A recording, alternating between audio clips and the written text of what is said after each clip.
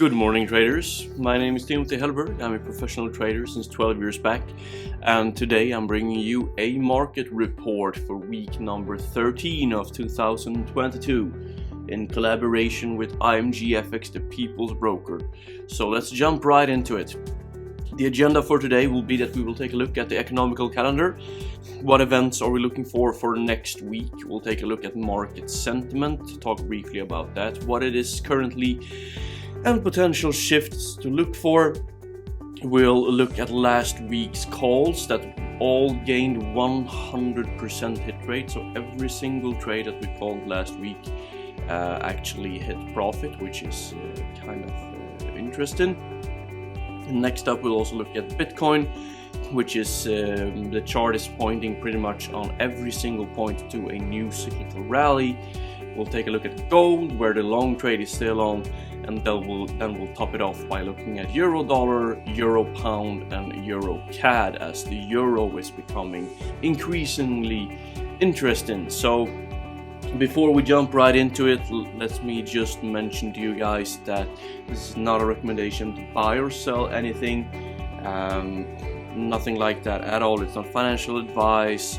It's just a professional trader's take on the market and basically sharing my views from an educational point of view, hopefully letting you navigate the financial markets a little bit better next week, or this week I should say, with some help from me. So let's jump into the calendar. First out, we are looking for a very slow Monday, as we don't have any news pretty much worth looking at. Tuesday, still very slow. You could take a look at the JOLTS job openings, but it's not the big one that Forex Factory would suggest here. Wednesday, still keeping very slow. You have ADP, which is somewhat a preview of Friday's upcoming non-farm payrolls. So ADP is always worth keeping an eye out for, especially if it deviates a lot from the consensus. So a number deviating a lot from the previous number or the consensus numbers on ADP is definitely worth keeping an eye out for. You have US final GDP quarter on quarter. Once again, a big deviation here also is worth keeping an eye out for. Thursday, almost nothing. We end off the day with some news for CAD, which are going to be interesting, but it's the same thing here, only if they deviate a lot. When it comes to GDP, if it comes in line with a somewhat expected number, it's not that market moving. Then Friday is the big one. This is what every trader waits for. We got the hourly earnings, we got the non-farm and employment change, the unemployment rate. This is basically just a job report, or even more data points than this in the job report. This is a good indication of the health of the US economy. So it's definitely worth keeping an eye out for. Keep in mind that something that is very usual during non-farm payrolls is that we first see an initial spike in one direction only to retrace it in the other. So that's very common, that we, for example, go up first and then we go even larger move down, or we go down first and then we go even larger upwards. That's very usual. And as this is a report, many people just stare blindly at the headline number of the non-farm employment change. It's not that easy. What you want to look for is, for example, if you get a miss on all three variables or on two of them, or if it's very big on, for example, the earnings, small on the employment change and in line on the employment rate, that's still a very negative report, etc. So don't just look at the headline number, you need to take a look at the complete report. Later in the day with ISM, manufacturing PMI, depending on the jobs report, ISM can basically make that move stronger or weaker, or the market doesn't care about this news. But say that we get a very dollar negative job report, and then we get a very negative ISM report. Obviously that's just throwing fuel to an already burning fire. So yeah, some stuff to look at. Let's jump into market sentiment. Okay, so let's take a look at the VIX for market sentiment. So as I mentioned in last week's update, the VIX is a volatility index, measures volatility. It's a good indication of the overall risk sentiment. If the VIX is high, risk mood is bad. If the VIX is low, the risk mood is good. The market is feeling complacent. As I mentioned last week, we were seeing a shift in sentiment where market was becoming more positive and looking for positive news, digesting them, and bad news were highly disregarded unless they were as big as that it couldn't be disregarded. So I was mentioning in last week's update that I thought that would continue for a couple of days. It has continued much longer than that. We are still in that case where the market is so the market sentiment is positive. The market wants to look at good news. It will disregard bad news as long as it can, unless it can't. And basically from a macro point of view, we had a very odd week. We had tech stocks outperforming while 10-year yields were retesting their 3-year highs, while gold and silver were moving higher. So that's very off.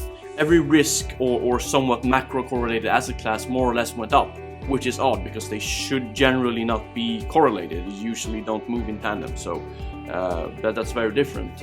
So why? Well, some would say because the Fed is behind the ball, even though they raised rates. Some would say that the market is not happy. They think they're moving too slow.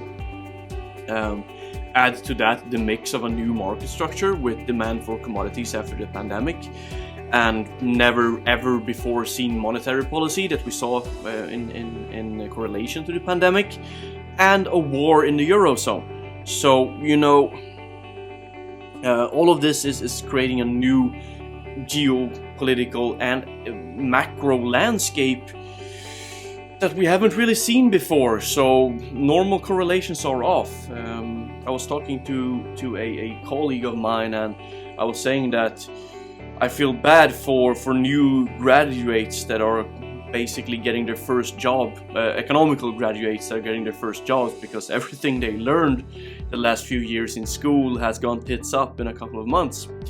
So yeah, it's different. It's a very, very different world out there. But yeah, that's market sentiment from a macro perspective, harder to interpret, but overall positive, and the market will keep positive until it can't at this point in time. Next up, last week's calls. BTC USD, we were looking for longs off the lows, and we got very decent trades to the upside, and we've even broken out further of that afterwards. So very, very strong moves in crypto. We had the same case for Ethereum, where we were looking for this wedge that we're breaking, and we got out of it once again. Perfect move to the upside. So all good there. Great positive trades. Gold, we were looking for longs of this support after the head and shoulder pattern. Looking for gold up of this support and up of this line, and we got it last week. We got a good bull run. We even broke out of the range, taking out these highs at 1950, although we have started this week by tracking back into the range, which is kind of annoying to see, to be honest. I'll talk more about gold later on, but it would have been nice to see gold keeping out of this range here. But that's still last week, good bull run, another one that worked out perfectly to what we predicted. Then we had the NOK, the Norwegian crown against the yen. Same thing there. We were talking about bulls taking over, looking for long trades on the lower time frames. Perfect bull run that just kept on going, taking out highs and just kept on going. Many long triggers on the lower time frames. Audien, same thing there. Here you actually have a trade mark that you could have taken with 4 times risk reward. Got it on the lower time frame by finding bullish divergence in I think it was on the 15-minute chart, if I can remember. And it just kept on going. So both of those trades there perfectly working out as they should. That's 100% hit rate for all calls last week.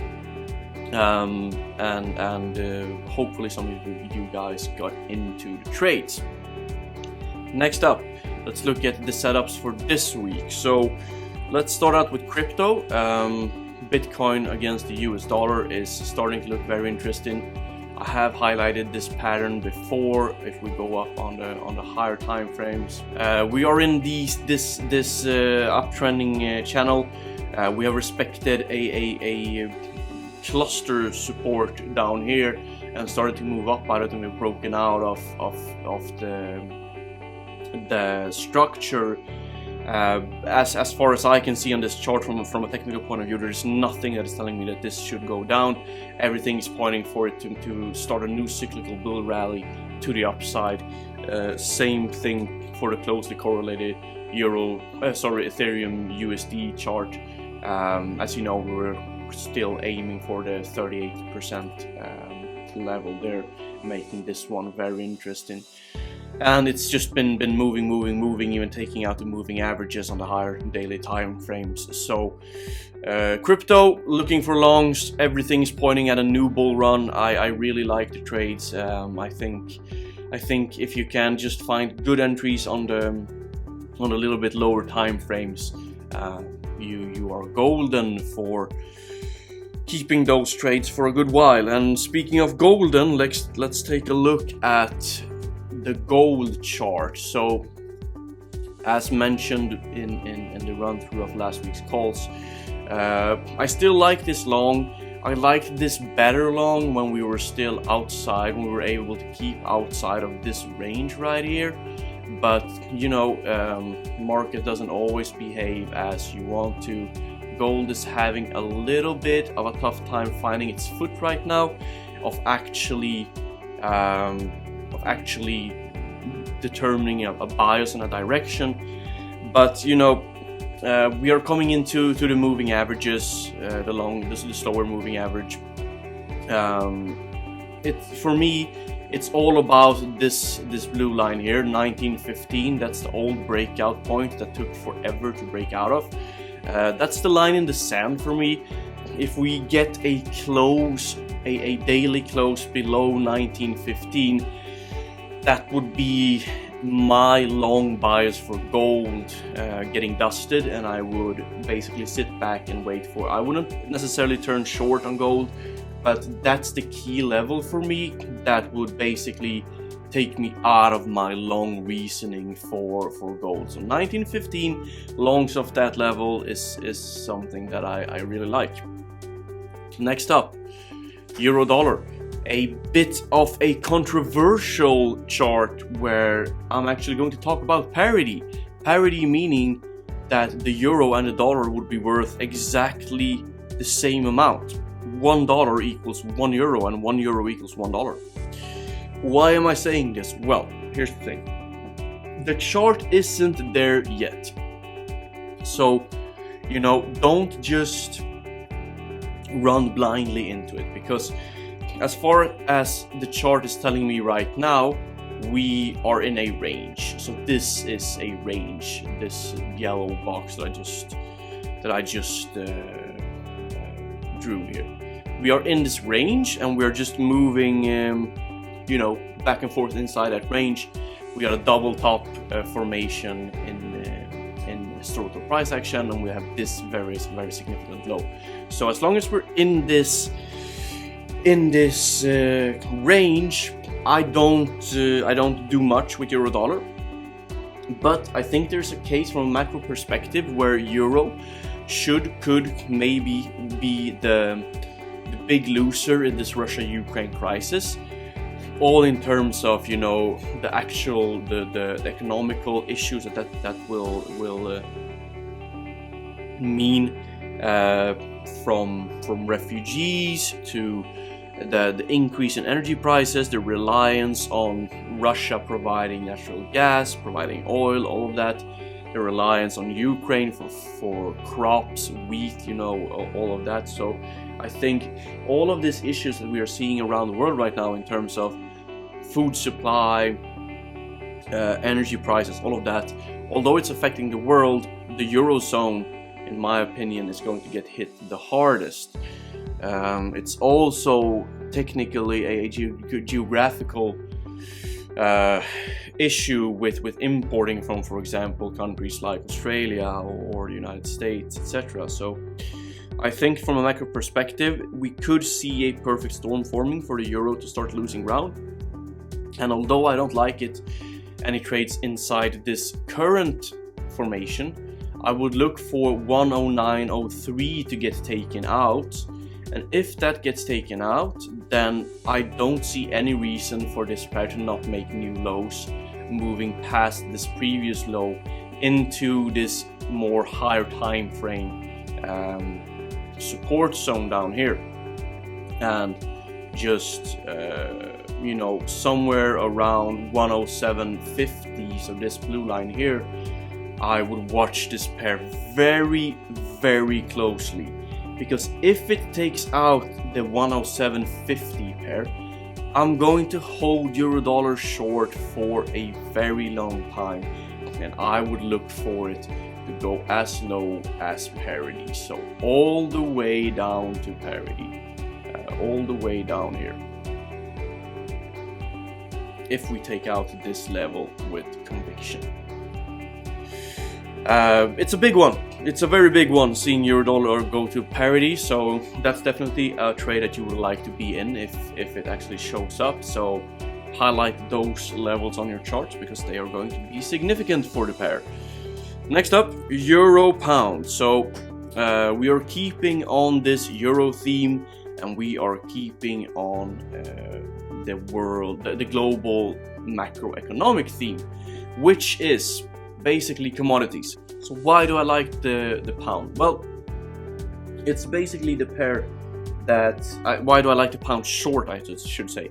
I like the pound short because it's all currencies right now, it's, in my opinion, the currency that has been hit the hardest by this new commodity surge. So you're seeing commodity currencies gaining extremely much, like for example the Australian dollar. I think the pound has been the biggest loser in that race without being able to provide anything in the new commodity race that we are seeing globally. Therefore, I would like some short pound exposure in my portfolio. At the same time, if you're looking for that euro dollar trade with euro breaking down, you might want to look at a cross pair hedge. Basically, you might want to be long euro against another currency just to offset some of that risk. That's what I like to do. I like to have a portfolio of trades where I'm not just blindly long or short a currency pair all over my portfolio. I like some exposure in other positions where if price doesn't work out as I intended to, I still can offset some of the risk, and maybe my gains in the other pairs are even larger than my overall loss in other pairs. So for that reason, I like the euro higher against the pound. I think that's a good hedge against other euro trades where you're looking for euro weakness. This level right here, the 0.6218 fib level, is the line in the sand on this chart. So longs against that level is interesting, aiming for the highs. That's a trade that I like in euro pound. And let's end off with EURCAD, which is basically the euro against oil. So short euro, long oil. I think that's a very, very decent trade in terms of overall macro positioning. We have the short trigger on the 4-hour time frame in terms of bearish divergence. We have taken out the lows, and it's just as it looks right now, it's looking to take out even further lows. So this is the exact same case as Audien and Nokian last week. You need to go on lower time frames, look for short entries, and you want to aim for 135.00 and maybe even lower if we take it up. That's the first line in the sand. So yeah, that's it. Leave a comment, guys, leave a like. Let's get some engagement going. Tell me if you took any of the trades last week. All of them worked out, so it would be nice to hear that some of you guys made money on it. If you didn't, let me know your thoughts on this week's calls, and let's take it from there. I hope you all have a profitable week. Take care, guys.